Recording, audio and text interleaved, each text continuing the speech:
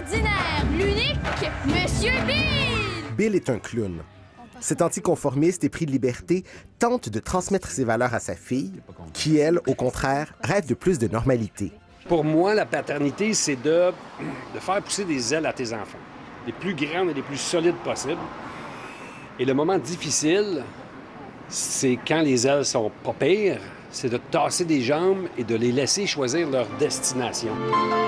La réalisatrice, à qui on doit la série Montant dessus, s'est librement inspirée de sa vie et de celle de son père, le clown et poète Rénald Bouchard, pour écrire son premier long-métrage. Ça m'a permis de dire des mots d'amour à mon père que j'ai peut-être pas eu le temps de lui dire avant son décès. Ça m'a permis de clarifier des choses, puis de lui dire, c'est ça, tout l'amour que j'avais pour son métier, puis toute cette magie-là que j'ai adoré vivre quand j'étais petite. T'sais. Myriam est une enfant de Laval et je suis une enfant de Laval. Et donc, il y a quelque chose, quelque part dans l'univers qui nous relie. Je vais te faire travailler, moi.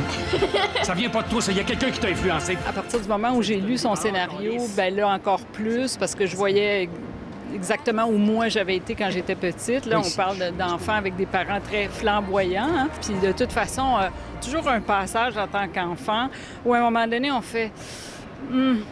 on a un petit peu honte. Parce que c'est pas ça que je rêvais, moi, pour ma petite fille quand elle vient de... Ça me tente pas d'avoir une petite vie de clown, moi! Au cœur de l'histoire, la jeune comédienne Jasmine Lemay crève l'écran. C'est un film qui peut toucher pas mal tout le monde, en fait. Parce que c'est vraiment, il y a de la mélancolie, il y a de la comédie, de la joie, des fois, Laura, elle a de la colère, des fois, il y a de tout. On est libre. Une chose est sûre, Mon cirque à moi est un film plein de tendresse et d'humanité. Avec tout ce qu'on a vécu dans les dernières semaines, on a vu ces chocs raciaux-là, on a vu des chocs de génération, on a vu des chocs d'hommes, femmes, etc. Et puis là, quand tu réalises qu'à l'intérieur même de nos propres familles, avec les gens qu'on aime le plus au monde, on a du mal à accepter leurs différences, c'est tabarouette.